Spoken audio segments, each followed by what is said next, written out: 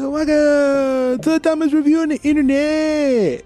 So after you finish listening to all the experts who know all the names of all the characters and the lore and their fancy opinions with their big words, you come here to listen to the idiot. Today we got House of the Dragon, an internal succession war within House Targaryen at the height of its power 172 years before the birth of Daenerys Targaryen. This is of course the second season.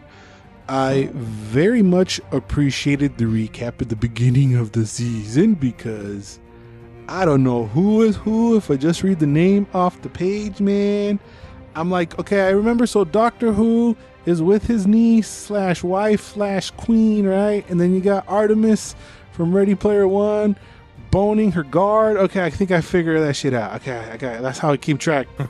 And I don't just mean because it's been 2 years since we've seen the last season. I'm doing that throughout the season. I don't remember nobody's name, man. That's the thing. You don't remember shit. The names do stick while watching the episode. Once the episode ends, I don't know what the fuck is happening. This is a show where I don't understand 75% of what the hell's going on. And then something eventful happens and I'm like, like it all comes together. Mm-hmm. Or I'll give a and then like it starts to make sense because what happened made whatever happened made sense. Oh yeah. But what I do also like is there's always consequences to actions that occur, you know? Mm-hmm. Yep. And sometimes it's just mistakes, right? But there has to be consequences to the mistakes. And the whole premise of the show is that a misunderstanding is leading us into war. Something that happened last season on the last episode that had no consequences whatsoever in this season. But which was Rhaenys escaping the keep with her dragon and just busting and killing a bunch of people. Yeah. The Shrek scene. Yeah, the Shrek scene. Yeah, she killed a bunch of people. And that had no repercussions this season. You wanted it to be referenced somewhere else and throughout the season.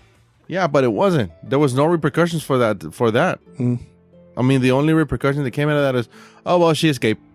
It's not that she escaped and killed a bunch of people. No. It's just she escaped. I just saw it like an act of war. It was like the first one, really. The first act of war I saw was the supplantation of Rhaenyra. That's what started everything. That Artemis said, no. The king said, my kid is going to be king, not you, Rhaenyra. And Rhaenyra was like, oh, no. I'm the queen, so you're usurpers. Right, like that's what the whole show's about. It's like a fuck up that leads up to the war, but because the fuck up benefits one family more than the other, it's like this girl's so stubborn and she doesn't want to concede. Mm-hmm. So what was funny during the season is she's like setting up her family so much, but then her family are morons and she starts to get pushed out of her own thing. So she's losing the control that she had on that unraveling is interesting to see. Well, you see that it was an illusion of control. I do feel like there's a couple lulls this season, especially episode 5. But then like the next episode is literally like dragons eating my so I'm like, okay, I'm back in. Yeah, I'm back in. There's this reoccurring sequence with Damon with Doctor Who's. Mm-hmm. Thank you. Where he was like tripping major balls. Yeah. I thought that dragged a lot. The payoff did not feel worth it. Well, he's tripping balls. Well, he's tripping balls again. A la verga, he's tripping balls again. God damn it, just stop tripping balls. And also in this show, there's just so many characters. I don't know why there's always so many characters. What is good about it is that one way or another, every single character evokes something out of you, I feel like. Oh, yeah. So whether you hate them or loathe them or love them or disagree, every single character evokes something, I feel like. And it's like very much kudos to the actors for sure. You remember the whore? Yeah. I hated her. Everybody has somebody they hate. They put so much protagonism, so much spotlight on her, and she was guiding so much of Rhaenyra's actions. I was like, why? A lot of character work that I liked a lot. For example, in this last episode, there was the Lord Commander of the King's Watch or the King Guard, and Artemis's brother were speaking. It was pretty dope because one of them was like, "Oh, blood and family," and the other was like, "Why? we're nothing against dragons. So what does any of this matter? So very nihilistic look on life. Well, because he saw it literally happen in front of his face, so it's firsthand. Right. It's kind of like, yeah, your little bullshit does not matter. Let's go get your sister. Boof. Who? Yeah. You're gonna get cooked inside our armors by dragging. The one thing that did bother me the whole season, and it's kind of the same thing that bothered me last season, was some of the casting, because I just can't, it just kept taking me out of the series every time. Like, I can't believe that Eye Patch Dude is Miha's son. She's 30 in real life. Her kids, one is 29 and the other is 27. And on the other side, Rhaenyra, the actress, is 30 and her son is 20. They just look too young. I couldn't buy them as mother and children. It just took me out sometimes. Like they don't pass as 40-year-olds, and the kids don't pass as teenagers. The only one I don't buy is Olivia Cook as Aemon's mom. Yeah.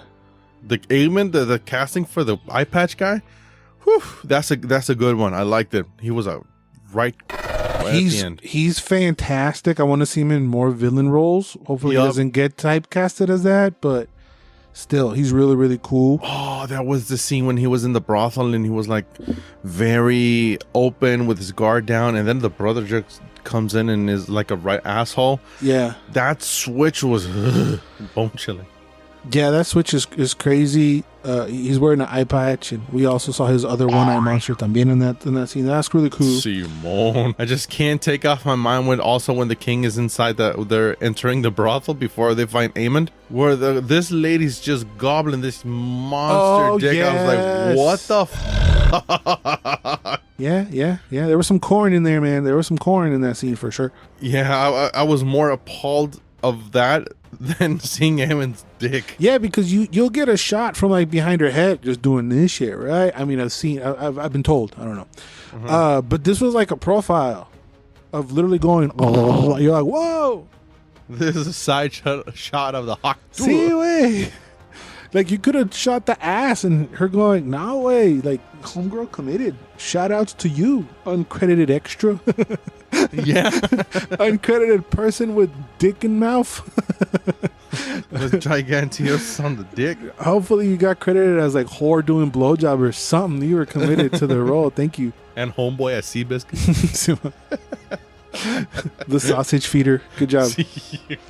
But yeah, shout outs to Edwin Mitchell. I want to see him in a couple more like bastard roles. Just a couple more good ones, and then like I don't want him to be like typecasted forever in his life, right? But like Giancarlo Esposito. Yeah. Even if he tries to be a good guy, you're like, no, I don't buy it. You're a bastard. Mm-hmm. Well, he just got like permanent bastard face. You just read resting bitch. And he's obviously compensating by having the most biggest dragon, but that's true. That's neither here nor there. I really like the name dropping of like other houses that we've known from Game of Thrones, like the Tullys and the whatever. Like my ears perk. I'm like, I know that one. I'm so oblivious throughout the whole damn series that when I hear like a recognizable name, I'm like, it's the Once Upon a Time in Hollywood scene. Yeah. I know that one. I know. Is that the greatest theme song of all time? Yep. It's one of them, huh? Top 5 for sure. If there's a list compiled, yeah, of like dramatic shows for sure. It's just so catchy, man. I thought they were going to bring in something different, but no, they straight up just did the same theme.